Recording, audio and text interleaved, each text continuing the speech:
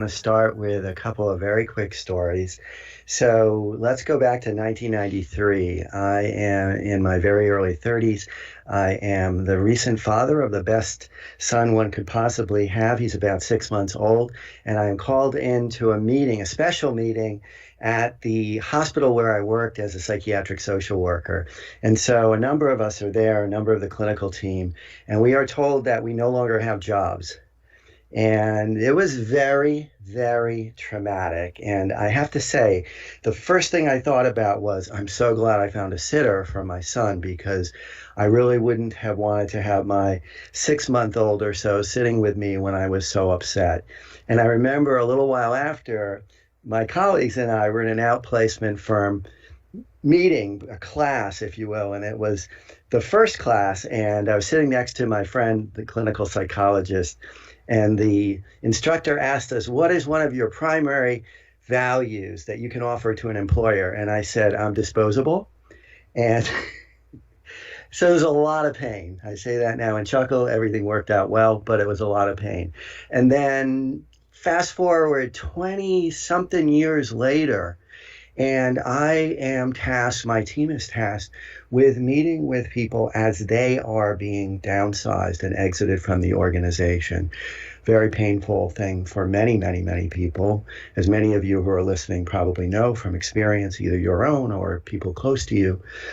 And I also had the task of meeting with the human resources leaders who had executed the downsizing. And I was sitting with a vice president who had done this many, many times after the debrief meeting with his team. And I said, Vin, how do you do this? How do you manage this? And he said, how do I manage it, Ken? 2 triple bypasses so far. That's how I manage it. So we're going to be talking about some of the realities that are part of many organizations' work systems. And we have a gentleman with us who is such an expert, and it is a huge privilege to have him here. Let me tell you a little bit about him. Dr. Jeffrey Pfeffer is a professor of organizational behavior at the Graduate School of Business at Stanford University. His most recent book is Dying for a Paycheck: How Modern Management Harms Employee Health and Company Performance, and What We Can Do About It. He's the author or co-author of 15 books in total. I love some of the titles, one of which is The Human Equation. And then I think this may be my favorite, even above his most recent one. One of his books is titled Leadership BS. He is also the author of more than 150 articles and book chapters. He has taught at Harvard Business School, London Business School, Singapore Management University, and IESE Business School in Barcelona, and he's given talks in 39 countries. He received an honorary doctorate from Tilburg University in the Netherlands. He writes all the time. He writes twice monthly for Fortune.com. He has written for Business 2.0, the CEIBS Business Review in China, Capital Magazine in Turkey, and numerous blogs in the US. At Stanford, he teaches a popular second-year MBA elective, The Paths to Power. He serves on the board of Berlin Packaging and a nonprofit, Quantum Leap Healthcare. You can learn more about Dr. Pfeffer at Jeffrey Pfeffer, and that's Jeffrey, Jeffrey, Pfeffer, PFEFFER.com. And you can visit him also on Twitter and Facebook at Jeffrey Pfeffer. Welcome, Dr. Pfeffer. It is a great privilege to have you with us. It's a privilege, and thank you for the very kind and generous introduction. Oh, you're very welcome.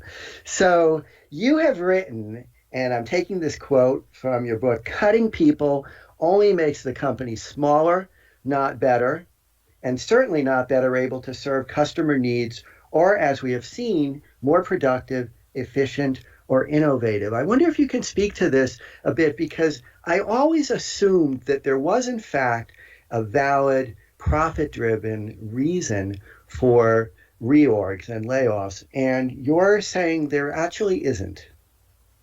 That is absolutely correct. There was a study done by a guy named Art Boudros, now probably more than 20, 25 years ago, in which he found that the single best predictor of a company doing a layoff is not whether or not the company is facing some financial distress, but whether or not the company is socially connected, for instance, through its board of directors, to other companies that have done layoffs. Layoffs are really a matter more of fashion and custom and what everybody thinks they need to be doing rather than having any particular economic benefit. The research on layoffs shows that they do not increase stock price, they do not increase profitability, they do not increase productivity. They in fact do increase, of course, fear and a sense of economic insecurity. And as your introductory comments, I think, nicely pointed out, they are hard, obviously, on the people being laid off, and they're hard on the people doing the layoffs as well. And in fact, layoffs have enormous health effects. Some studies, and this is true for around the world, studies of layoffs show that following a layoff, the rate of suicide goes up by about 2 to 2.5 times, and the rate of dying from a heart attack goes up about 40%. So there's a huge health consequence to layoffs, even though they don't benefit the companies very much. I am so startled by your declaration that it's rife. Layoffs are everywhere. That they are a matter of custom, and not driven by business imperatives. I'm so astonished by that. What is blocking the business community? So I can interrupt, Ken. I think you should not be so astonished by that. I mean, about 10 years ago, my dear friend and colleague Bob Sutton and I wrote a book which has a bad title called Hard Facts, Dangerous Half-Truths, and Total Nonsense. But it's a book about evidence-based management. And there is an evidence-based management kind of movement afoot in the world. There's a Center for Evidence-Based Management headquartered in the Netherlands, and people like Adam Grant have been behind, and Laszlo Bock, the famous ex-head of HR at Google, are certainly behind an attempt to bring evidence into management practice. But many of the decisions that companies make today are not based upon any review of the evidence or the data or the facts. Not just with respect to layoffs, but with respect to many things. So you can go not only to the academic literature, but to the consultants, and they will tell you that mergers mostly fail to create economic value, but mergers continue. That there are just tons of examples. So it shouldn't surprise you that in this domain as well, companies are not acting on the basis of evidence. We will, I'm sure, in the course of our conversation together, talk about work hours. There's no evidence that work hours it helps anybody. And in fact, there's a fair amount of evidence that suggests that the longer you work, the less productive you become. And this is true at both the national level and the level of industry. So there are many examples of things that companies do that are based upon nothing other than custom or what somebody thinks ought to work or some fad or some fashion. So it's something to hear, and to me it just sparks the extraordinary importance of doing your research and also using critical judgment and not just going along with what seems to be the trend. I've seen so many times when a new leader takes on the role of leading an organization, they just make changes as though somehow that's necessary. And often that causes all kinds of pain, and I often wonder, is it really any better? Is it any more effective? Or is it just I have to put my own mark on it? So I'll leave that for I the. think I think that's exactly right. The current president is a wonderful example of that. But even prior, to him being such a good example, you can look at. I think you're exactly right. Leaders come in and they want to, if you will, mark their territory. And the way they mark their territory is by doing the opposite of what the previous leader did, regardless of whether it was effective or not. And this is particularly true for leaders who come in from outside. Yeah, and I have to say I love that you mentioned the president, but I guess we really shouldn't go there. But No, anyway, but so what he's done is not that unusual, as you no, pointed I out. know. I mean, Yes, yes, leaders come in and they basically want to make change because they want to, they want to show that they're like there. yes. Now, I have a friend and colleague, and she tells me that she works every weekend. And I say to her, you got to take care of yourself. It's okay not to not to stay on top of every little detail, but to sort of ride the wave of priorities so that you actually create a life for yourself. But I wonder if you can talk more about the costs of overwork, the costs of just working all your waking hours and sometimes and then some, I think.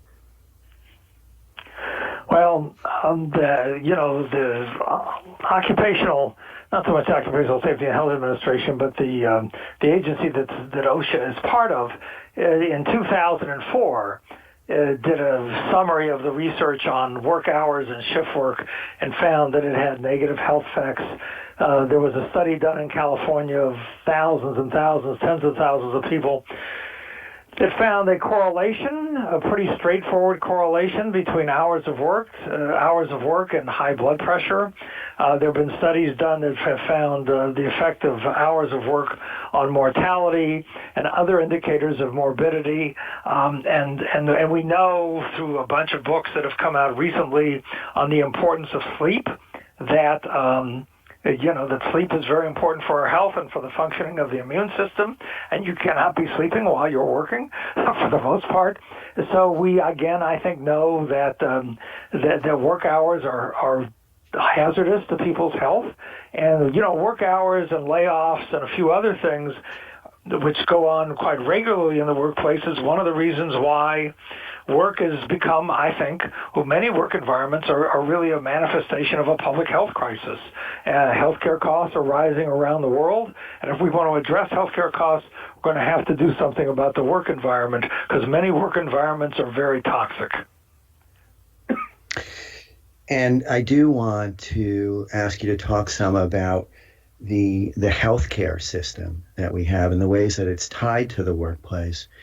And I believe one of the other points that you expose as a myth is the greatness of the healthcare system. It may look great on paper, but so many people experience such a challenge with just getting their care and then getting their care funded. And I wonder if you can talk just a little bit about that. Sure. Well, as we know, in the United States, unlike any other advanced industrialized country, not only your access to health care, but the conditions under which you're going to access health care, how much you're going to pay, how much your employer is going to pay, your co-payments, and basically everything else is determined unilaterally, unless you're in a collective bargaining agreement, which almost nobody is anymore, by your employer. And, the Gallup organization did a survey within the last year or so and asked the following question. Have you in the last year had to forego either filling a prescription or seeing a doctor because of cost? And believe it or not, in the United States, one of the richest countries in the world, 1/3 of the respondents to the Gallup survey answered that question in the affirmative, saying, yes, I either did not fill a prescription or did not see a doctor because of cost. Now, that number is obviously lower for people with health insurance than it is for those without it. But even for people with health insurance, on about 10% of the people still were foregoing some level of care because of cost. Medical costs is one of the leading sources of personal bankruptcy, according to research, and the evidence is absolutely clear that the absence of health insurance kills people. It is in a study that two colleagues and I did, which we report on in Dying for a Paycheck, we found that the workplace in aggregate is associated with 120,000 excess deaths per year, which makes the workplace the fifth leading cause of death in the United States, worse than Alzheimer's, worse than kidney disease. And one of the things in work environments that is most associated with these excess deaths is the absence of health insurance, the absence, and because when you don't have health insurance, you don't access health care. When you don't access health care, you don't get preventive screenings. And when you finally do present with a disease such as breast cancer or uterine cancer or some other diseases, the disease is going to be much more advanced and your prognosis is going to be much worse. So health and access to health care, the two things that companies do that are probably the worst things for people's health is doing things that cause people to not be able to access health care. That's number one. And number two, is stressing them out through things such as layoffs and long work hours. Yep. Well, we'll come back and continue our conversation for a bit about health care in the workplace after this pause. Welcome back. We're speaking with Dr. Jeffrey Pfeffer, author of Dying for a Paycheck, Leadership BS, and many other important works. And I'm wondering, Dr. Pfeffer, if you can talk some about what I might call the illusion of health care coverage or health insurance. So many people have coverage, but it is a nightmare to try to get their claims paid. Have you seen that in your work and research? Absolutely. And here's one of the great ironies. I mean, there are many delicious ironies that I found in researching Dying for a Paycheck, but here's one of the saddest. So companies, most large employers in the United States are today self-insured, but of course, virtually all employers administer their benefits through one of these benefits companies, a company such as Aetna or Humana or United Healthcare or one of the Blues or Anthem Blue Cross. And here's what is truly ironic.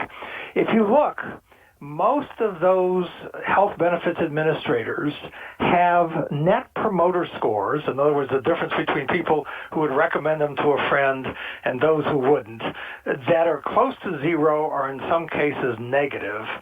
So so companies have hired benefits administrators who are taking the company's money and using it in a way that basically upsets the company's employees.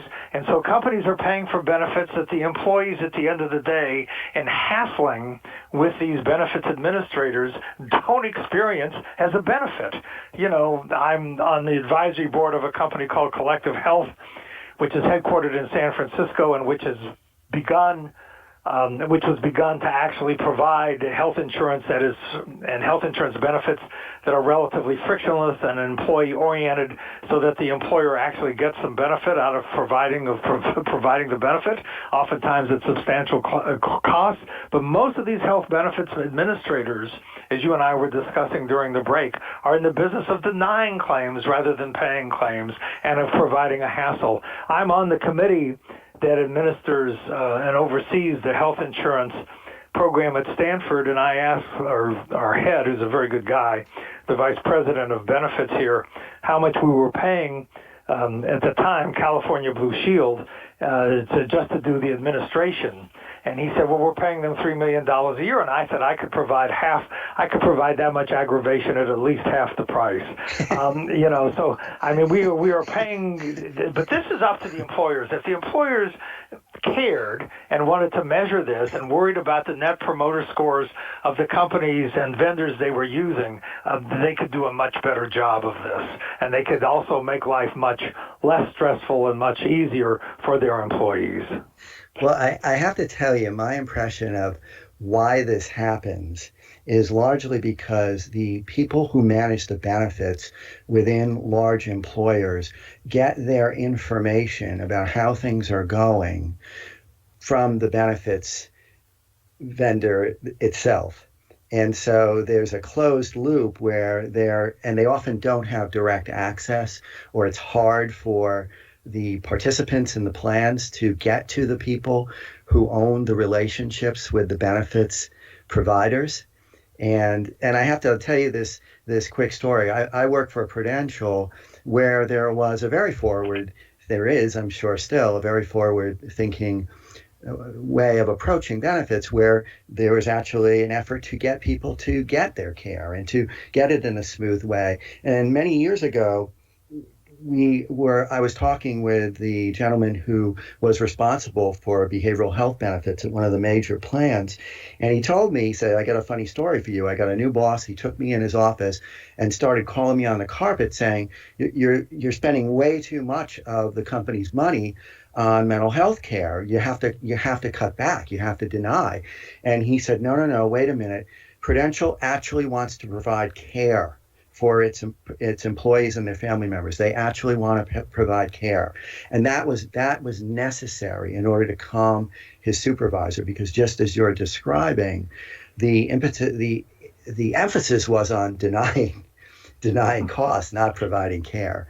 So very, very troubling situation. And I just hope more and more benefit managers have a loop either to their health and wellness organization, if they have one in their company, or their employee assistance program, or a direct link to hear from employees and family members. How is it really going? Because what you just described matches my anecdotal sense of how it's going for most participants. Well, I can tell you that, because it's on the Collective Health website, the Net Promoter Scores, I believe, are available. And so you don't actually have to do a survey, and you certainly don't need to take the words of your benefits administrators for it. All you need to do is look at their Net Promoter Scores, and you can see many of them are in the single digits, or in many instances are in fact negative. And because we've permitted so many mergers and so much consolidation in all sectors of the economy, but certainly in the health benefits sector of the economy, there are basically only a relatively small number of organizations operating in any geography left.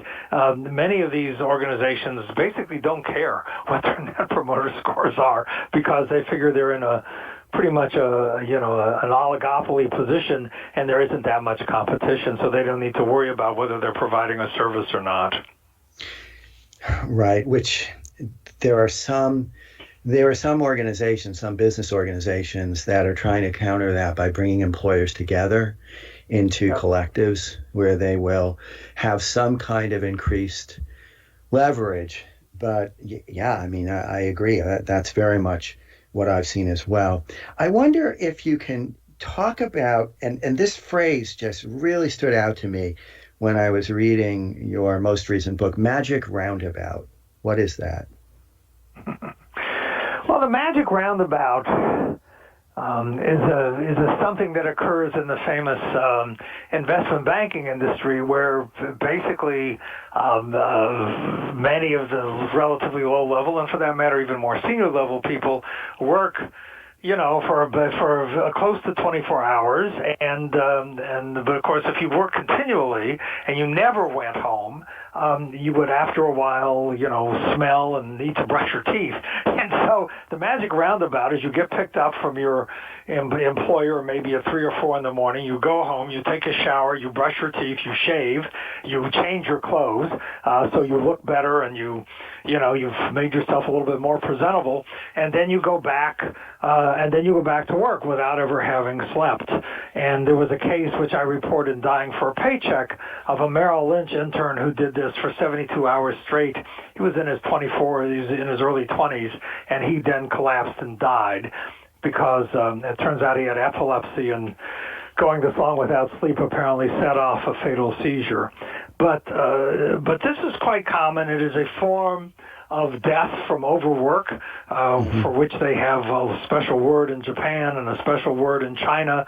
There was an article in China, which I cite in Dying for a Paycheck, which estimates that 1 million Chinese a year are dying from overwork. In Japan, the Ministry of Labor has death from overwork as a separate category of death, and one of the occupational hazards. What's interesting to me is that even though we recognize how harmful an absence of sleep is for the operation of the immune system and what it does to your endocrine system and everything else, and while we regulate it for blue-collar workers, we do not regulate it very much for white-collar workers or for so-called exempt employees. And what this has meant is that, and one of the things I found in Dying for a Paycheck, is that we used to think of occupational dangers as something that affected, I don't know, miners or people in chemical plants or bricklayers or something. And now dangers and hazards from the workplace have pervaded pervaded occupations, and they pervaded industries. One of the things I cite in Dying for a Paycheck is the Uber engineer making $170,000 a year who was so stressed that he committed suicide. There are many of the stories that I cite in Dying for a Paycheck are of white-collar people making good incomes. So we have now created hazardous workplaces that affect not only blue-collar work, but white-collar work as well. And throughout the income levels, and throughout, and across industries. So we have truly created toxic workplaces that are quite pervasive, and that, I believe, is one of the reasons, not the only reason, but it's one of the reasons why we see the soaring healthcare costs around the world. And you write in Dying for a Paycheck, and I've witnessed this personally on a couple of occasions, that many people adapt to this by claiming overwork as a badge of honor. Busyness is cool. I saw you quote that from the Huffington Post, I believe, in your book. And it's truly scary to see people talk about how they're giving up their lives for work is something that they feel proud of. I wonder if we can shift a little bit and talk about some of the workplaces that are examples of doing it differently. And I know you've talked about Patagonia as one. I wonder if you can talk about what makes them special. There are a number of workplaces that have decided, for good reason, that they are going to emphasize employee health. I mean, first of all, it should not surprise anybody, but there have been studies of this that demonstrate this quite nicely empirically, that stressed employees are more likely to quit. Turnover is expensive. It should not surprise anybody, but again, there have been quite systematic studies to demonstrate this common sense finding. Sick employees are not as productive. So therefore, we have created a situation in which not only are employees losing, but employers are losing as well. Some smart employers have said, we want to minimize our turnover because turnover is expensive. And we would like to have a healthy workplace in which people are both physically and mentally we're operating in a way in which people are both physically and mentally sustainable. We're doing something just as we steward our environmental resources. We need to steward our human resources for the same reason, that to not use them up and do things in a very sustainable fashion. Patagonia is certainly an exemplar of this. Their co-founder or their founder wrote a book called Let My People Go Surfing. They have every other weekend a 3-day weekend. They measure, their head of HR told me that he measures the percentage of women who, once they get pregnant, return to work at Patagonia as a way of making sure that they have a set of policies that accommodate parents who want to both have a life and see their children and also continue to work.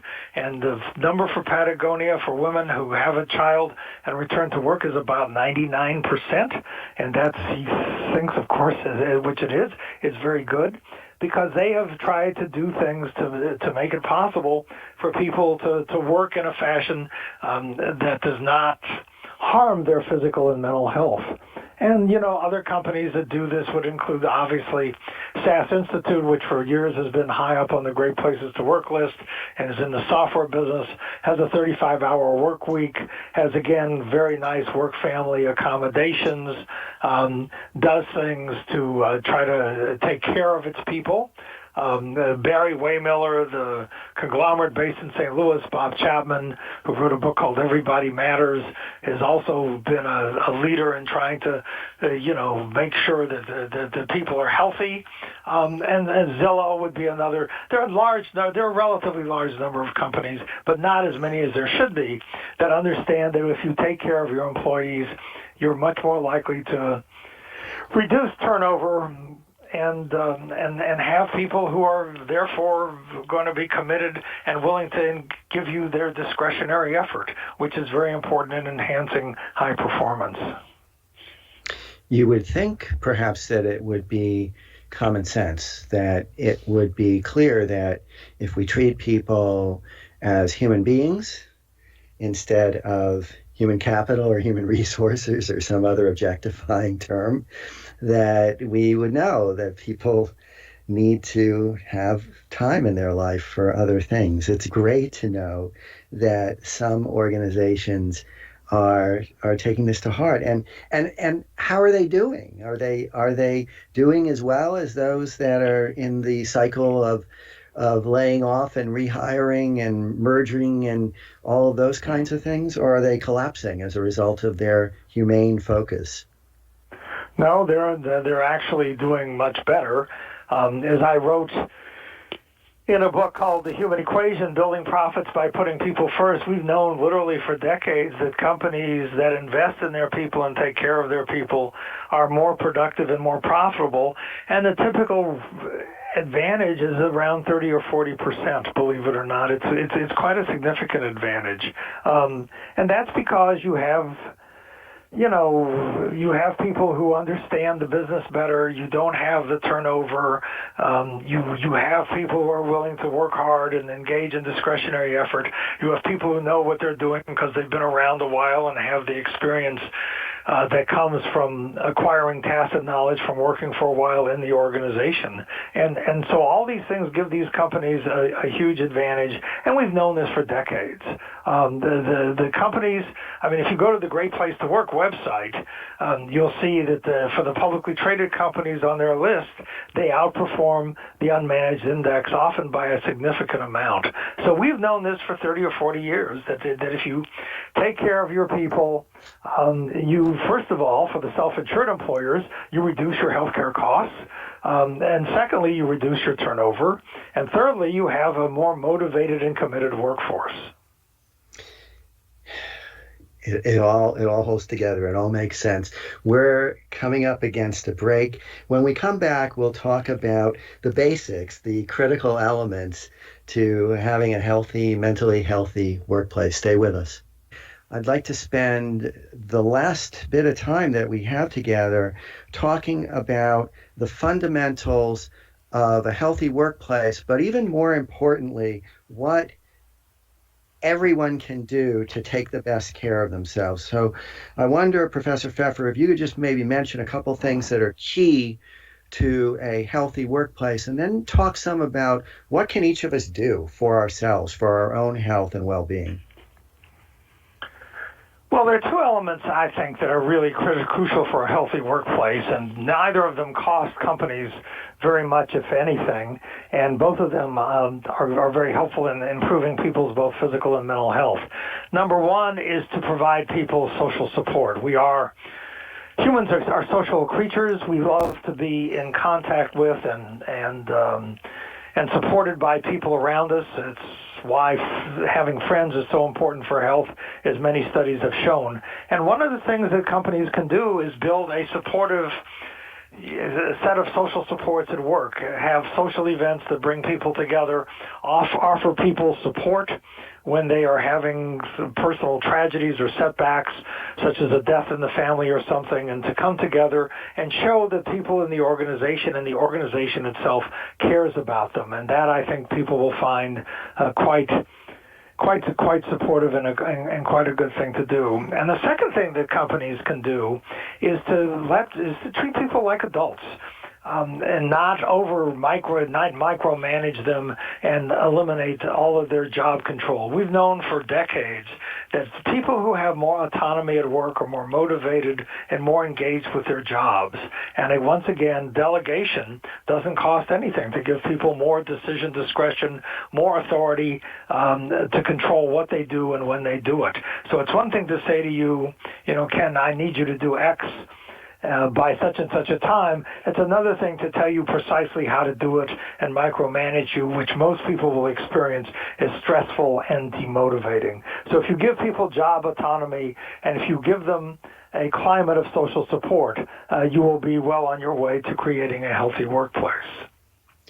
Okay, so those are some of the basics. Let's say I work at an organization where it is normal or expected, I should say, for me to be at my desk or on the trading floor at 6 a.m., and it would be frowned upon if I left any time before 7:30 p.m., and I am getting more and more run down. My relationships are suffering.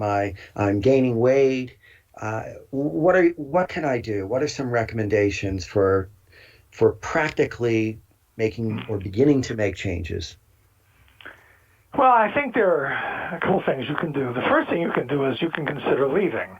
And people say, well, I can't really leave. And I say to them, in an article published in Behavioral Science and Policy, my two operations research colleagues and I published a paper that showed that most of the workplace conditions that we are talking about are as harmful to health as secondhand smoke.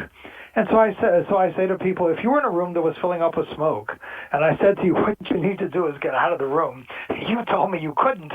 We're basically at an impasse because some of this stuff is so toxic to health that you really need to remove yourself from the situation.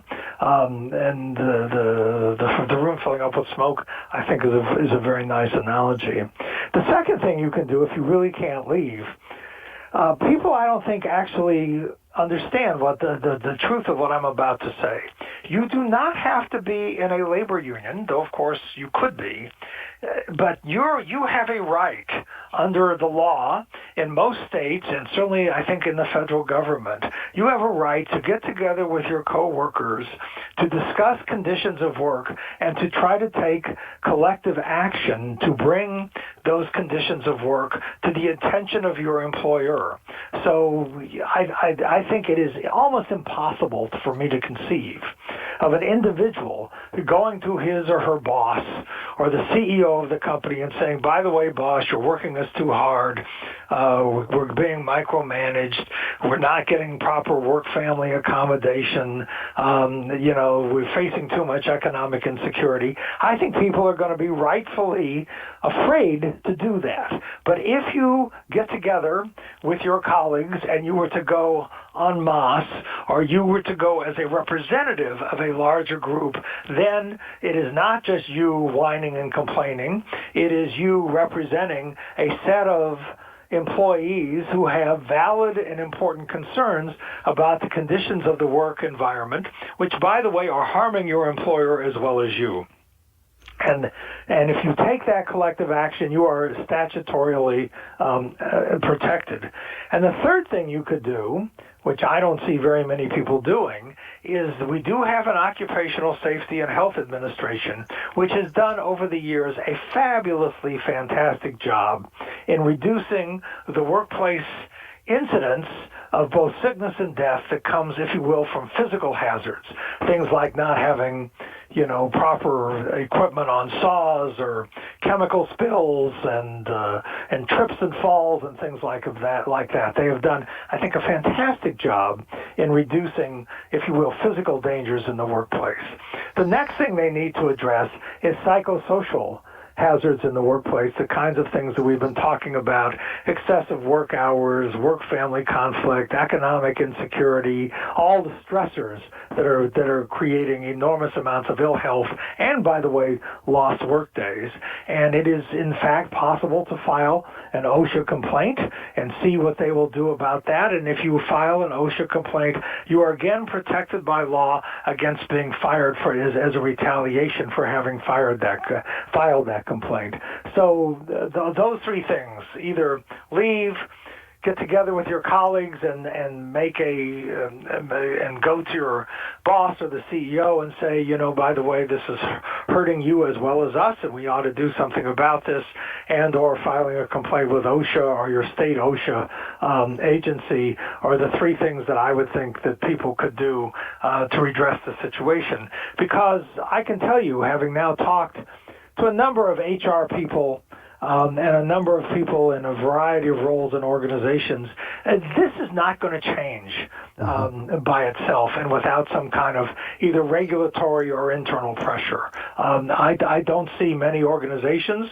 I see obviously some, and we've talked about some of them, but most organizations I do not think take human health and well-being very seriously, even though they may say differently. When you look at what their actions are, they are inconsistent with building healthy workplaces.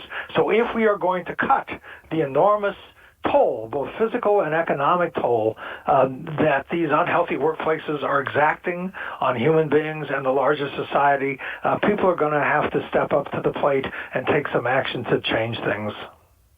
And I love your suggestions. I do wonder about the effort to collectively approach leadership. I've seen those kinds of efforts, and what I've seen happen, and it probably doesn't happen in every case, but they are interceded by human resources, and the individuals are told that they need to raise their concerns individually to their individual management and human resources consultants. I think it probably has a lot to do with the overall disposition of the culture to its employees.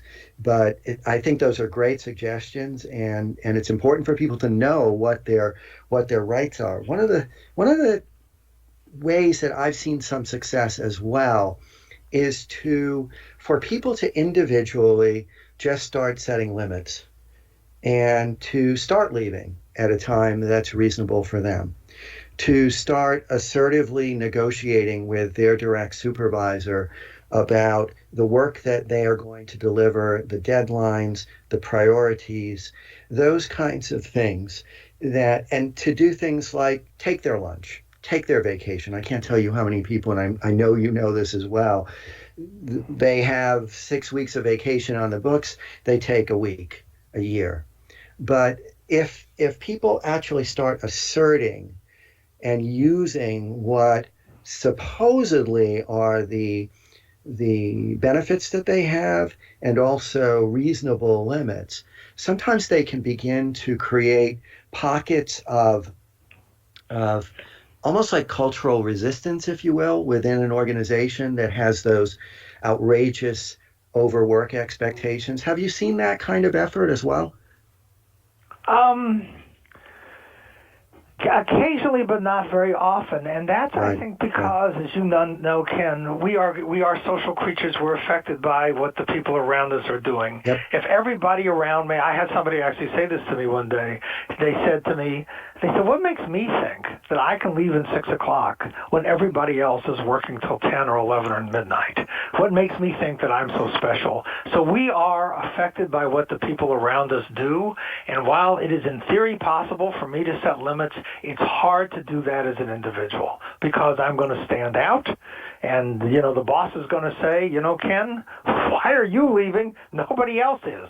And I think you put yourself at much greater risk than if you do this as a group. And that's absolutely so. And I'll put a plug in here for behavioral health and coaching resources. So if you have an employee assistance program and you connect to one of the counselors through that program, they may be a support for you in taking this kind of assertive action. I absolutely agree with you. You need support if you're going to buck the norm. And so you don't want to do this alone. You may, in fact, also be able to connect with a coworker who's going to do the same, because that's what you'll need. You'll need some kind of validation. And one thing that I do know, though, is if you make a change and you stick to it, eventually the system tries really hard to pull you back, but sometimes you can create the new normal that, well, yeah, I do leave at a particular time and I get all my work done, and that's the way I do it. I'm not about FaceTime, I'm about effectiveness. But you're absolutely right. It has to be something that you're gonna do, and you're gonna have support with, and you're gonna have to be courageous about it. Very courageous. Do you have last words of wisdom for us? We're unfortunately coming up to our last little bit of time. What would you most like to leave our listeners with? Well, I would like to most leave your listeners with, I think, the following conclusions. Number one, it is not acceptable for companies to make you physically and or mentally ill, and the two, of course, are connected.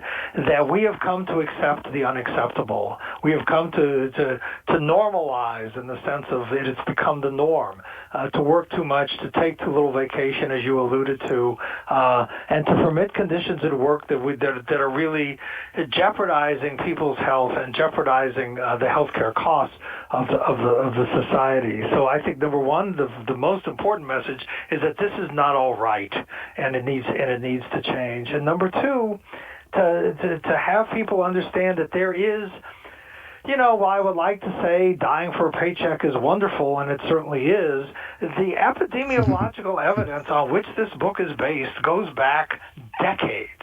There is an extensive research literature on the effects of these elements of work environments on health. This is not something I have made up. This is not something that doesn't have an enormous evidentiary base. And number three, if we are serious about controlling the soaring healthcare costs, not only in the United States but around the world, we have to do something about the workplace, because three-quarters, according to the World Economic Forum, three-quarters of all healthcare costs come from chronic disease. We know from the research literature that chronic disease comes from stress and from the unhealthy individual behaviors such as smoking, drinking, and overeating that stress induces. And Dr. Pfeffer, comes from work. I'm going to need to hold you there. Thank you so very much, Dr. Jeffrey Pfeffer is the author of Dying for a Paycheck and Leadership BS and the Human Equation. You can learn more about him at jeffreypfeffer.com and on Twitter and Facebook at Jeffrey Pfeffer. Thank you so much for being with us. I'm Ken Dolan-Del for Work Life Confidential. I'd like to thank our executive producer, Randall Libero, and our engineer, Josh.